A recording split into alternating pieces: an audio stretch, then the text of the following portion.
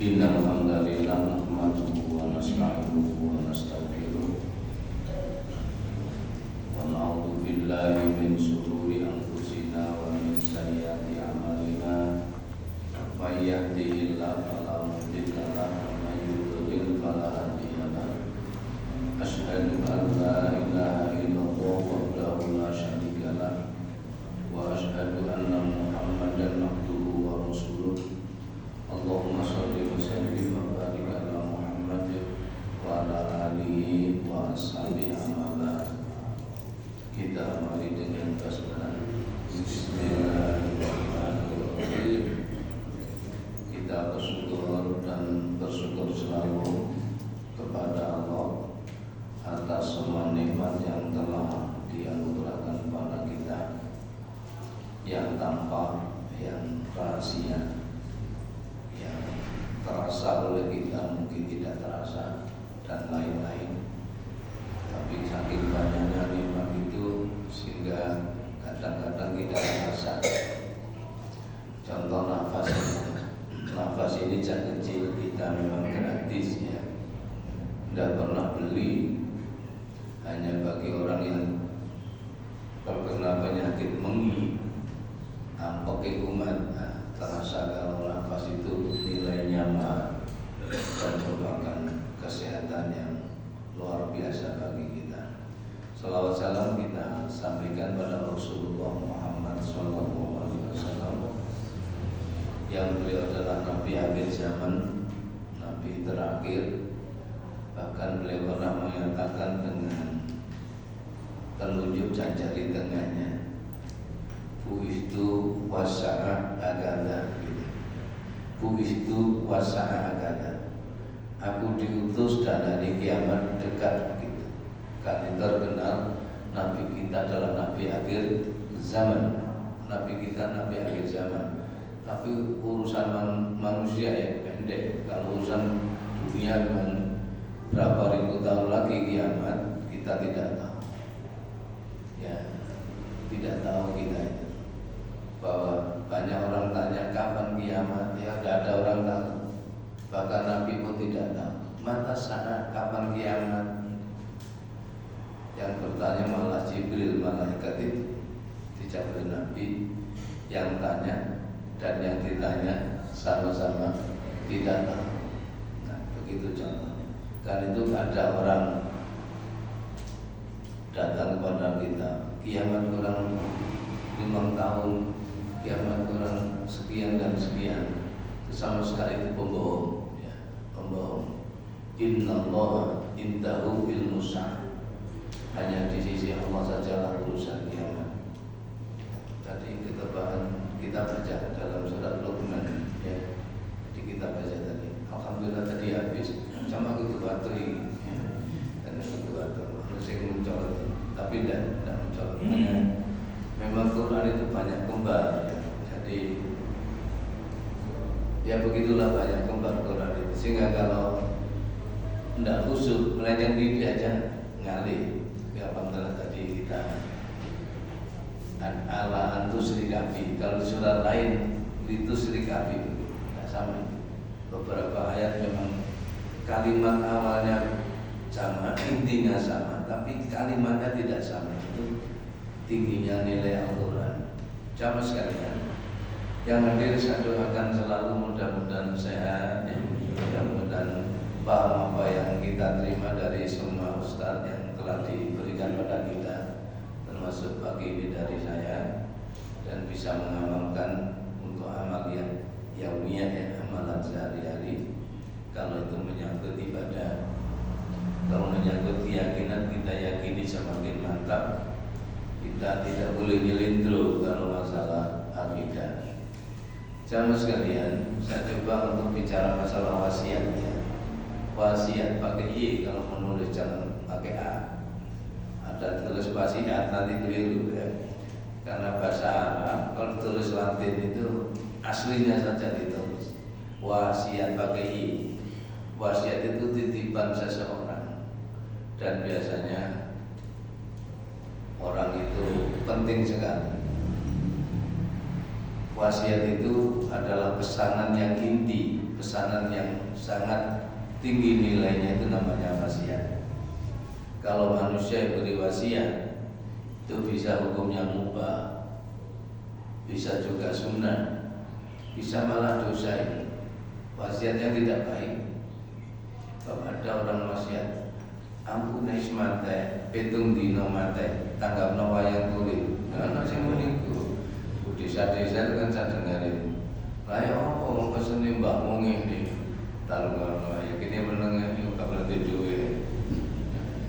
Aku kan mati pas pitung dino, celupno dalam sing penak, tanggapno wae ajane. Wong ngene akeh lah. Orang kafir itu kalau hartanya ditinggal hanya untuk foya-foya. Kalau kita kan tidak. Kita di samping untuk kepentingan kita juga tidak lepas kami marozanahum yang fikuri. Sudah ya. Ada pula wasiat ini dalam surat Al-Baqarah ayat 180. Ada ini. Ayat 180. Ini diperintahkan kita ya. Ini oleh Allah merintahkan kita. Berarti kalau yang merintah Allah berarti hukumnya wajib. Jadi maaf, kalau dari manusia biasa bisa mubah, bisa sunnah. Nanti kalau Rasul sebagian banyak sunnah. Tapi kalau dari Al-Quran rata-rata wasiat itu wajib. Begitu perbedaannya. Bisa dilihat surat Al-Baqarah 180. Karena yang merintah ini Allah, berarti hukumnya wajib kalau dari Allah. Bisa dilihat kutiba alaikum 180 ya. Kutiba alaikum idza hadara ahadakumul mautu intaraka khairanil wasiyah lil walidain wal aqrabin bil ma'ruf. Diwajibkan bagi kalian jika terasa akan mati. Jadi kita ada perintah dari Al-Quran. Kutiba alaikum, diwajibkan kepada kamu idza hadara ahadakumul mautu, sekiranya kamu merasa akan mati. Semoga abahane angel, maka segeralah wasiat. Intaraka khairanil wasiyah. Jadi kita wasiat itu diwajibkan karena dari Allah. Jadi kalau kita akan mati, ya wasiat. Lalu tidak ada harta yang dimiliki, ya wasiat sing api-api lah. Kalau bapak ibu mati, ya, satu lurus yang rukun, pengwarisan juga ono, umpamanya begitu. Ya maka rukun minimal sholat. Aku memang mati gak ninggal apa pada kamu, tapi aku wasiat ya, jangan tinggal sholat. Sebab intinya agama di situ. Kalau kamu masih sholat, ya isolah. Ditawar urip nang akhirat itu bisa. Bahkan sesama muslim ini saja ukurannya pada sholat. Bisa dilihat sholat At-Taubah 11 kan. Wa intabu wa aqamu sholat wa atu zakat wa ikhwanukum fiddin. Jika mereka kembali pada kebenaran, mengikuti ajaran Islam yang baik, menegakkan sholat, menunaikan zakat bagi yang kaya, wa ikhwanukum fiddin, itu saudaramu seagama. Coba ini. Jadi kalau masih sholat ini bisa dibela-bela.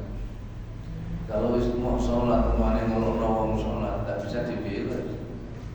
Sudah nyelintur dalam kehidupan. Salam. Jika kamu bertobat, mereka maksudnya itu bertobat, mereka tegakkan sholat, mereka menunaikan zakat, itu fa'ikhwanukum fiddin, itu saudara seagama. Coba nilai sholat. Bahkan Nabi kita menyatakan Al-Islam urwah-urwah. Islam itu ada bundelan-bundelan itu. Yang pertama adalah kalimat tauhid yang tertinggi, la ilaha illallah, asyhadu an la ilaha illallah wa asyhadu anna Muhammadar Rasulullah. Yang terakhir adalah sholat. Kalau sholat sudah lepas, talinya bundal sudah tidak ada, lepas agama secara keseluruhan. Dan itu bagaimanapun sholat harus jaga betul-betul bicara mulai nang akhirat ya sholat itu. Bahkan kita ingat sabda Nabi pun insya Allah, kalau kamu sudah mati dibawa ke alam barzakh, awwalu ma yuhasabu bil abdu yaumil qiyamah sholat. Lantaran awal di akhirat itu ya sholat itu. Kalau sholatnya baik, ya yang lain itu baik. Dan malaikat melihatnya tidak begitu jelimet gitu. Sebagai sholat yang kabeh biasa kata tapi ya seperti kalau orang kantor, maaf ini yang kerja di kantor, biasanya diteliti oleh BPK Badan Pengawas itu, mesti duit di situ. Nek duit beres liyane wis katitilo, wis meneng gak penting. Tapi nek duit beres ya iso 3 dino kan nutut itu. Nah, mudah-mudahan yang kerja kantor memahami. Jamaah sekalian, itulah wasiat. Sekarang kembali pada wasiat yang lain. Kalau Rasulullah, saya ambil dulu Rasul. Rasul itu wasiat, sebagian banyak itu hukumnya sunnah. Kalau Rasul yang wasiat itu ada sunnah, kalau dikerjakan berpahala tinggi. Contoh suatu saat bersama Mu'adz jalan-jalan naik kuda, tapi tidak kencang kudanya, tapi numpak jalan dikit. Dia kan ngomong begini, uhibbu ya Mu'adz, aku seneng nang awak, aku seneng nang awak, aku cinta kamu. Usika, aku wasiat ya, Rasul wasiat. Lantadana tuburokul li sholatil maktubah antakul Allahumma a'inni ala dzikrika wa syukrika wa husni ibadatika. Aku sangat senang pada kamu, Mu'adz bin Jabal maksudnya. Uhibbu, nah itu aku menyintai kamu. Terus setelah uhibbu gitu, usika, aku wasiat nang awakmu. La tada'ana, jangan kau tinggalkan dubura kulli sholatil maktubah, setiap kamu habis sholat wajib, antakula, untuk berdoa, maksudnya Allahumma a'inni ala dzikrika wa syukrika wa husni ibadatika. Wasiat ini bukan wajib untuk ibadah supaya gerusangnya tinggi, karena Mu'adz kan dicalonkan wali kota Yaman waktu itu oleh Rasulullah. Sehingga ketika sudah dikirim ke sana, itu kalau sholat ngimami semua sholat, rakaat pertama panjang, rakaat kedua idazul, mungkin pernah saya sampaikan itu. Jadi walaupun surat Ar-Rahman selesai, yang kedua idazul dan seterusnya sampai ono sing kumilu kudunya lho ngono teko Yaman nang Madinah lapor perkara idazul. Nanti kita tidak boleh umi-umi. Apa imam sampean pilih kali idazul panjang ae. Tidak apa-apa, karena dipanggil lo itu setelah muadatan pada Rasul. Kalau bahasa saya, Mu'adz ini yang sing ngomong ini, kon ngimami selalu idazul, salah maksudnya. Jawab beliau, Mu'adz ini, ya Rasul, memang saya sangat menyintai surat itu. Bagaimana nanti kalau bumi sudah goncang? Nah, begitu. Akhirnya Rasul menjawab, dengan senangmu pada surat itu, kamu masuk surga lewat surat itu. Enak ya. Jadi kita menyintai sesuatu yang masruh, yang ada ajaran Islam, itulah kita akan ke sana. Insya seperti kita mamanya. Setiap subuh kan diperintahkan juga oleh Islam, Allahumma inni as'aluka ilman nafi'an wa rizqan thayyiban wa amalan mutaqabbalan. Tapi ini bukan wasiat, banyak sabda Nabi untuk kita. Kalau kamu subuh jangan lupa wirid 3 kali itu. Allahumma inni as'aluka ilman nafi'an wa rizqan thayyiban wa amalan mutaqabbalan. Allahumma inni as'aluka ilman nafi'an wa rizqan thayyiban wa amalan mutaqabbalan. Kita usahakan dibaca 3 kali, tapi khusus subuh. Jamaah sekalian rahimakumullah, kita lanjutkan. Jadi doa yang disampaikan oleh Rasul pada Mu'adz itu bukanlah wajib, meskipun itu wasiat, kan, sumpah tidak lupa, karena itu hadis ahad namanya. Hadis ahad itu Rasul bersabda kepada satu orang saja. Kalau dia lupa, tidak sampai ke Al-Ikhlas Mojokerto ini, jelas tidak sampai. Itulah contoh bahwa hadis ahad itu biasanya Rasulullah itu cara gampangnya sini dilirik sing pengingatnya tinggi, ingatannya kuat, zobitnya tinggi, baru termasuk mu'adz. Ali bin Abi Thalib itu kuat juga ingatannya, termasuk itu pengembala kambing Abu Hurairah itu. Bahkan kalau ditanya orang ketika Rasul sudah tidak ada, kamu hafal hadis mana? Terus para penulis hadis itu coba kamu bunyikan. Sebelum membunyikan hadis, ini Abu Hurairah mesti ngomong, saya masih ingat duduknya Rasul menghadap ke sini. Ingat betul ingatannya ini. Nah, seperti itu. Akhirnya pun diterapkan. Karena itulah contoh manfaatnya tingginya nilai Islam begitu. Orang-orang dulu sangat ingatannya sangat kuat. Kalau sudah dibacakan Al-Quran, mereka banyak yang hafal. Dibacakan Quran, hafal. Lalu ada yang nulis perlengkap Quran di batu-batu, ada yang di tulang-tulang unta ditulis. Dan harokatnya tidak pakai itu. Bahkan titiknya tidak ada. Antara taksa ba itu tidak di titik, kalau akhirnya disempurnakan setelah masa Utsman itu iba kita begitu selanjutnya. Jamaah sekalian, kita teruskan. Ada yang wasiat yang wajib, cuma bagi kita kadang-kadang tidak mampu melaksanakannya karena mungkin pertama karena keterbatasan kita, satu mungkin kultur kita tidak sama. Kultur itu masing-masing negara, masing-masing suku, ya itu kan kulturnya tidak sama, sehingga berbeda. Jadi saya bacakan ini surat An-Nisa 11. An-Nisa 11.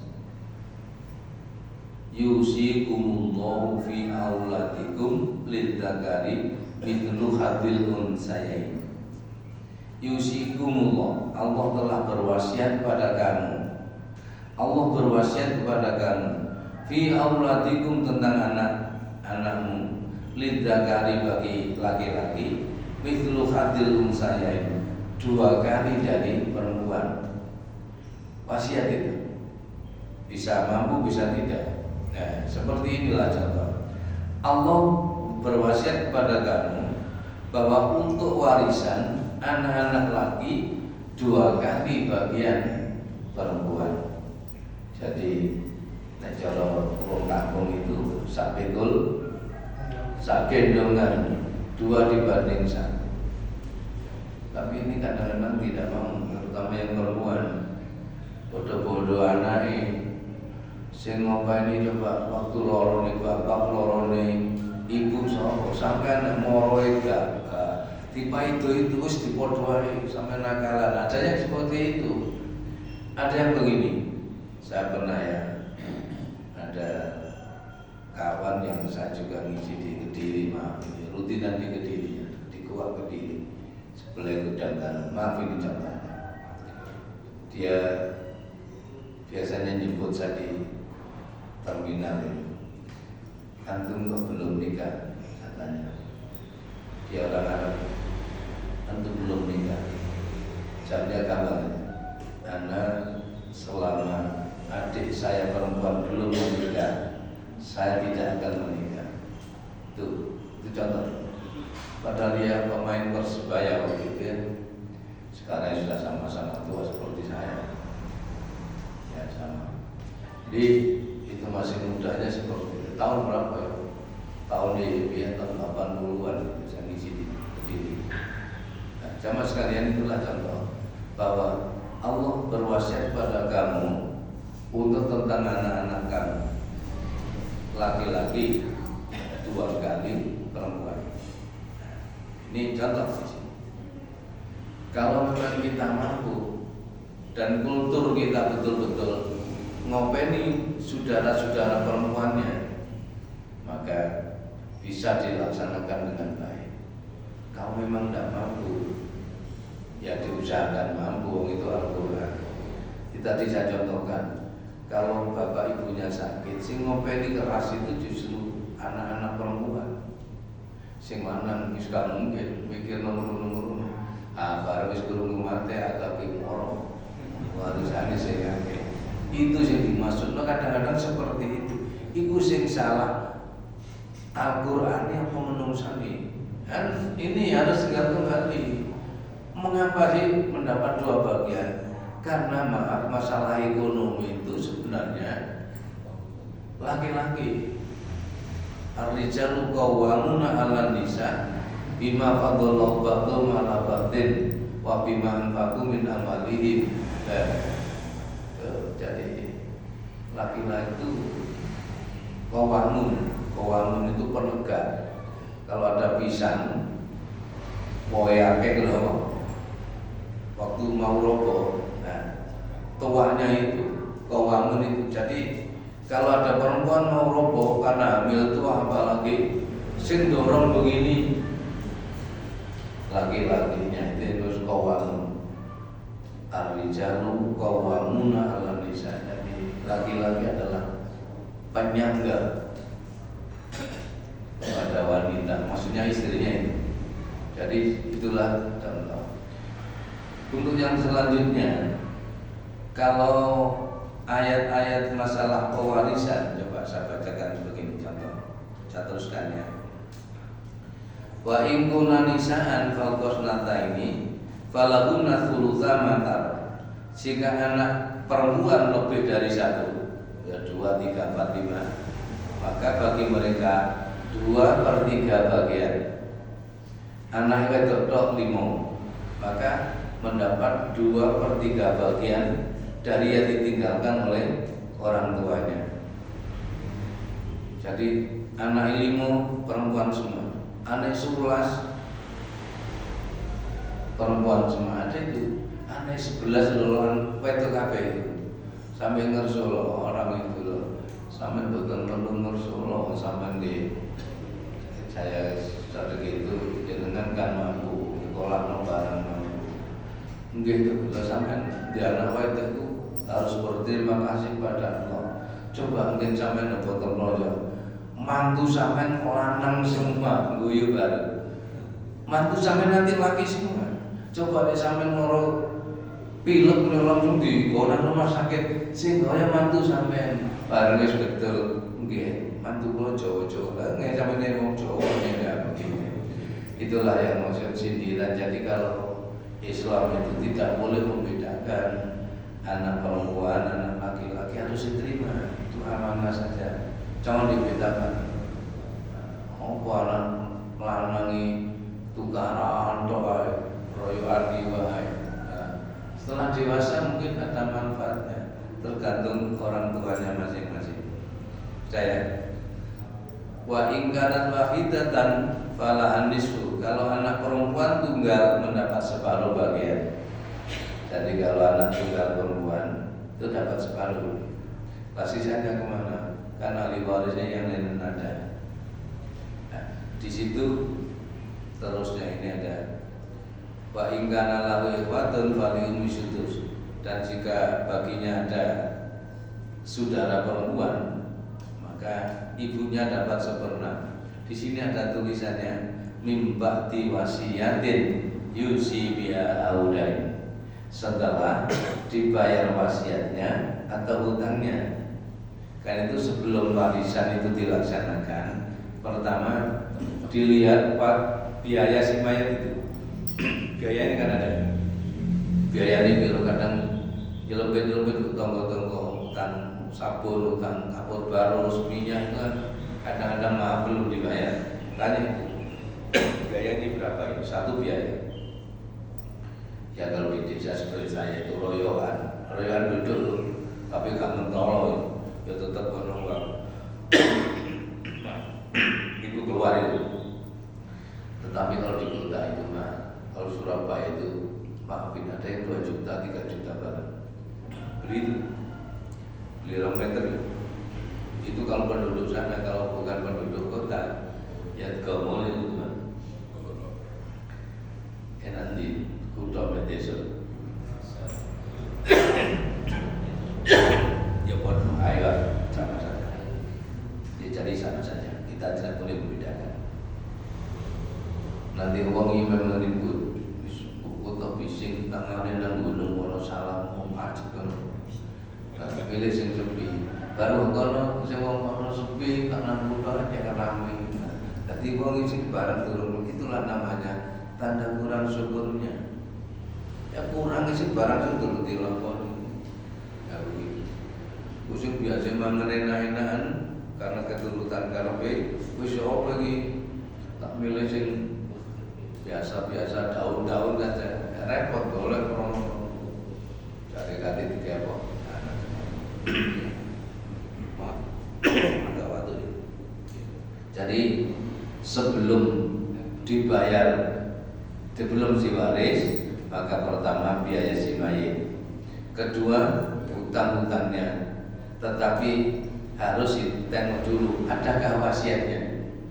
Jadi biaya si mayat, wasiat atau hutang, 3 ini kalau sudah beres baru boleh diwaris. Karena itu orang tua dalam Islam jangan banyak-banyak hutang. Sakno anak, sakno anak kudu nih, wis sepuh oleh hutang ngomong, aku kudu kok tambah nang Singapura ngono-ngono, padahal wis loro wae, nggo omahe menengae. Bapak-bapak, wa idza maritu wa huwa yasbin, aku sakit, Allah yang menyembuhkan. Jadi yang menyembuhkan bukan dokter, bukan obat, itu hanya perantara saja. Tetapi yang menyembuhkan adalah Allah. Ingat itu doanya Nabi Isa ada dalam Al-Quran. Wa idza maritu, kalau aku sakit, wa huwa yasbin, Allah yang menyembuhkan aku, bukan siapa-siapa. Ada orang yang sakit sampai dokternya tidak wis waleh lah, wis sampe ngomong 5 tahun sampe telet unisal bedang nek bengi. Maksudnya wis aja ditambah, wis berat ini enggak ada obatnya. Menurut ilmu dokter, sampai 2 bulan, sampai letakkan di bawah pohon pisang, nanti nek bengi itu ditelek. Upaya misalnya, nah setelah 3-4 hari, 7 hari sembuh orang itu.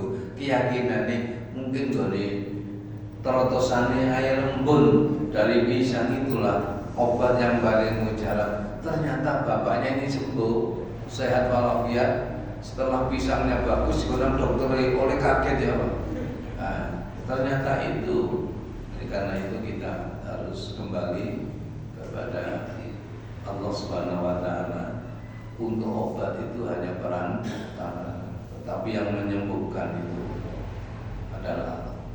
Nah, mengapa dokter harus meneliti? Ya itu memang ilmu, harus diteliti begitu. Kalau ini obatnya gini, obatnya gini, itu memang pakai ilmu. Karena kebiasaan kedokteran itu dan ilmu medis namanya. Saya pernah dukun.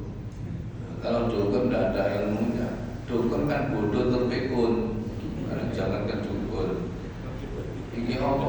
Mbah anakku, wes kena kepojokan, mesti kepojokan, nggak pernah ke tengah.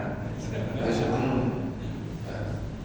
Gomel ini tapi aja dino Sabtu tidak boleh itu. Kita kalau Sabtu ini mau cobain tidak boleh. Sabtu dino ndak boleh, untuk orang mau cobain dan nambani wong Sabtu ndak boleh. Apa tuh mau persyaratan kali? Itu namanya dukun. Man ata arafan faqadahu lam tuqbal sholatu arba'ina yaman. Sapa sing teko nang dukun, ya maka dan dia percaya ucapannya, komendelek pojokan iku. Tapi berbeda dengan dokter tadi, maksudnya kate ngomong bapakmu kate mati wis gak ono obate, bukan begitu. Seorang dokter kan ya sudah bawa pulang aja, setiap malam suruh tidur di bawah pohon pisang itu, maksudnya wis aja ditambah wong tuamu kok kene kan obate gitu loh maksudnya. Tapi ngomong terus terang kan ya juga kode etik dari dokter. wah tolong dino mate bapak sampean jadi kebukan itu. Jamaah sekalian, itulah contoh. Jadi wasiat yang di dalam Al-Quran itu wajib, ya. Untuk yang dari Nabi sunnah, untuk kita belum tentu. Itulah harus kita pahami betul. Wasiat-wasiat ada dalam Al-Quran itu harus kita kerjakan sesuai dengan kemampuan. Karena wasiat itu biasanya hukum muamalah, bukan ibadah makhluk. Hukum muamalah. Kalau dari Nabi itu hukumnya sunnah. Wadamu tadi. Saya rasa itu dulu cukup, bahwa wasiat itu penting. Kalau kita mau wafat, kalau mau meninggal, ono sing diwasiatno, maka jangan lupa surat apa tadi? Al-Baqarah 180. Kutiba alaikum idza hadara, diwajibkan bagi kamu jika kamu akan mendekati ajal, segera wasiat. Ya wasiat sing masruh dan sesuai dengan kemampuan. Ya seperti umpamanya ibu punya ruko mukena baik-baik, menjadi toko mukena, ya terasa mau meninggal, anaknya dititipi kita lu rokok api-api dalam masjid itu tak ada ketitum situ dan boleh masjid sana masjid. Atau bapak-bapak itu sarung sampai 20 jadi toko sarung, akhirnya apa diberikan atau diberikan jamaah di wasiat di jamaah itu sepuh-sepuh ditulis itu masuk ranah kutiba, diwajibkan. Tolong tidak lupa, walaupun sebisa-bisa. Kalau memang tidak ada harta yang diwasiatkan, ya tentu yang baik-baik.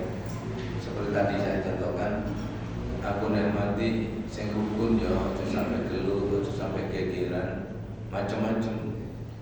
Bapak-bapak ibu ganti apa-apa. Nah, ada yang overdosis saking cintane nang anake.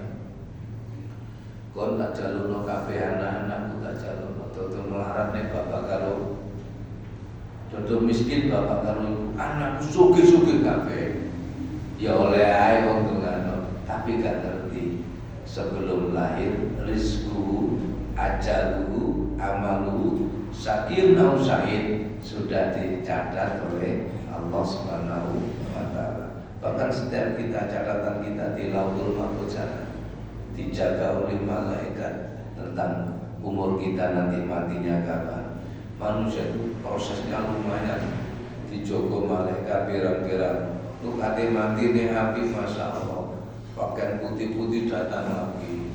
Nah, nek elek itu dari level ngawur kebui bareng. Sama sudah paham semua. Mudah-mudahan Allah memberikan berkahnya. Bismillahirrahmanirrahim. Allahumma sholli wa sallim wa barik ala Muhammad. Alhamdulillahirabbil alamin. Allahumma inna a'udzubika min jahdil bala wa tarkis syaqqa wa su'il qada wa syamatatil adab. Allahumma sallimna wa sallim dinana wa la tasbuqtan nasa'imana. Rabbana ighfir lana wa li walidayna warhamhuma kama rabbayana shaghira. Allahumma arinal haqqa haqqan warzuqna ittiba'ah wa arinal batila batila warzuqna ijtinabah. Rabbana atina fid dunya hasanah wa fil akhirati hasanah wa qina adzabannar. Wa sallallahu ala Muhammad walhamdulillahi rabbil alamin. Assalamualaikum warahmatullahi wabarakatuh.